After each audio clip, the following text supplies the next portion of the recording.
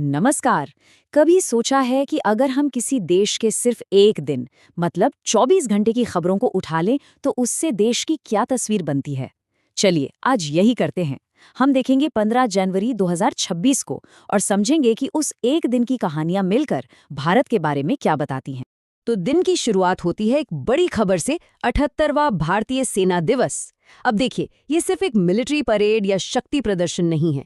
ये दिन असल में देश के लिए एक मौका होता है, खुद को देखने का, आत्मचिंतन करने का और आने वाले कल के लिए नए संकल्प लेने का। तो इस एक दिन को पूरी तरह से समझने के लिए हम इन 5 हिस्सों में बात करेंगे। पहले देखेंगे राष्ट्र का प्रदर्शन, फिर दुनिया में भारत की क्या जगह है, उसके बाद देश के अंदर क्या चल रहा है, नवाचार पर एक नज़र डालेंगे और आखिर में यहाँ के लोगों और संस्कृति की बात करेंगे। तो चलिए शुरू करते हैं पहले पॉइंट से। इस दिन की सबसे बड़ी पहचान, एक ऐसा इवेंट जो देश की सैन्य ताकत और भविष्य के बड़े प्लान्स दोनों को एक साथ दिखाता है। तो इस साल 2026 में ये परेड हुई थी राजस्थान के जयपुर शहर में। जैसा मैंने पहले कहा, ये सिर्फ टैंक और मिसाइल दिखाने के लिए नहीं है, ये एक जिंदा सबूत है देश की सैन्य तैयारियों का, उसके शानदार इतिहास का और हाँ, भविष्य के लिए उसकी प्रतिबद्धता का भी। और इस साल की परेड का फोकस या कहें थीम थी नेटवर्किंग और डेटा सेंट्रिसिटी का वर्ष। अब इसका मतलब क्या है? बिल्कुल साफ है, भारतीय सेना अब टेक्नोलॉजी और डेटा पर बहुत ज़्यादा फोकस कर रही है। क्यों? ताकि फैसले और भी तेज़ी से और बिल्कुल सटीक लिए जा सकें। ये एक बड़ा रणनीतिक बदलाव है। चलिए अब देश की सीमाओं से बाहर निकलते हैं, थोड़ा जूम आउट करते हैं और देखते हैं कि ग्लोबल स्टेज पर दुनिया भर में भारत की क्या स्थिति है। देखिए, 2026 काफी दिलचस्प साल है। एक तरफ G7 फ्रांस में हो रहा है, G20 अमेरिका में, और इन सब के बीच भारत 18वें ब्रिक्स शिखर सम्मेलन की मेजबानी कर रहा है। इससे होता यह है कि भारत दुनिया की बड़ी और तेजी से उभरती अर्थव्यवस्थाओं के बीच जो बातचीत हो रही है उसके बिल्कुल केंद्र में आ जाता है। और इसी ग्लोबल तस्वीर में दो और चीजें फिट होती हैं। एक तो अमेरिका के नए राजदूत भारत में आ रहे हैं और दूसरा मेटा जैसी बड़ी टेक कंपनी में दीना पॉवेल को एक टॉप पद मिला है। ये दोनों खबरें मिलकर बताती हैं कि कैसे भारत के रिश्ते, चाहे वो राजनीति हो या व्यापार, दुनिया के शक्ति केंद्रों के साथ और भी मजबूत हो रहे हैं। तो ये सब तो ठीक है, बड़े स्तर की बातें हैं, लेकिन इसका असर एक आम भारतीय पर कैसे पड़ता है? मतलब उनके लिए दुनिया घूमना कितना आसान या मुश्किल है? इसका जवाब मिलता है हेनले पासपोर्ट इंडेक्स से। 2026 में भारत की रैंक है 80वीं। ये नंबर सीधे सीधे बताता है कि एक भारतीय पासपोर्ट धारक के लिए वीजा मुक्त यात्रा करना कितना आसान है। तो ये रैंक एक तरह से देश की वैश्विक स्थिति का एक आईना है। चलिए अब वापस देश के अंदर आते हैं और यहाँ की तस्वीर काफी दिलचस्प है। एक ही दिन में हमें बड़ी बड़ी कामयाबियों की कहानियां भी मिलती हैं और साथ ही कुछ गंभीर चुनौतियों की भी। पहली खबर एक बहुत बड़ी उपलब्धि की है। ओडिशा का पुरी शहर सुजल मिशन के जरिए भारत का पहला ऐसा शहर बन गया है जहां लोगों को 24 घंटे 7 दिन सीधे नल से पीने लायक पानी मिल रहा है। ये शहरी जीवन के लिए एक नया मानदंड स्थापित करता है। और एक तरफ जहां शहरों में काम हो रहा है, वहीं गांव भी पीछे नहीं है।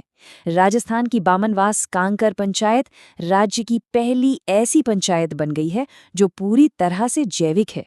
ये जमीनी स्तर पर स्थायी खेती की तरफ एक बहुत बड़ा कदम है। लेकिन जैसा मैंने कहा, हर कहानी के दो पहलू होते हैं। इन कामयाबियों के साथ साथ इसी दिन एक झटका भी देखने को मिला।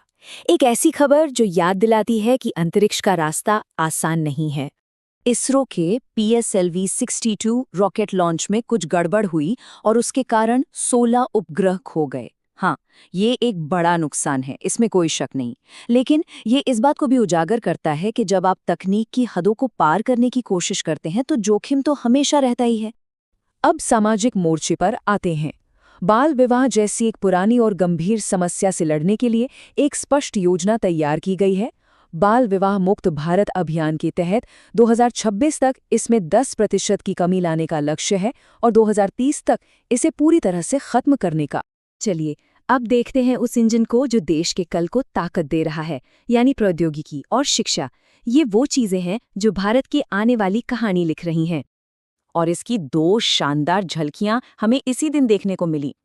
एक तरफ आईआईटी कानपुर ने भारत का पहला पैरों वाला मोबाइल रोबोट स्कॉट बनाया है, वहीं दूसरी तरफ तमिलनाडु ने सर्वम एआई के साथ मिलकर देश का पहला सॉवरेन एआई पार्क बनाने का ऐलान किया है। ये दोनों ही प्रोजेक्ट्स दिखाते हैं कि भारत अत्याधुनिक तकनीक को लेकर कितना गंभीर है।